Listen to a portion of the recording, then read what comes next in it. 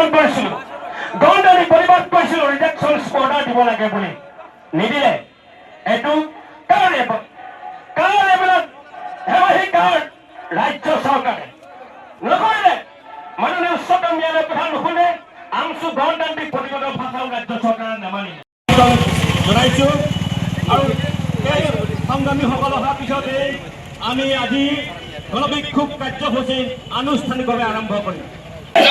No justice, no rest. No justice, no rest.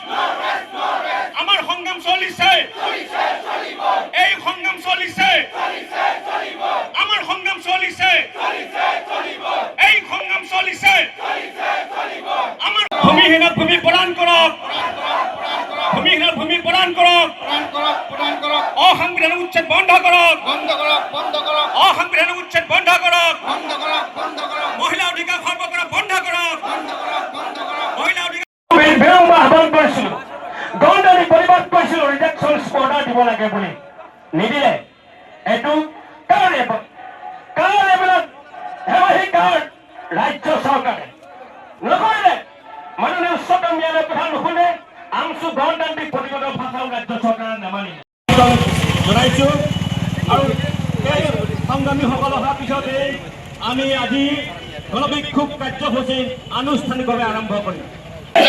No justice, no rest. No justice, no rest.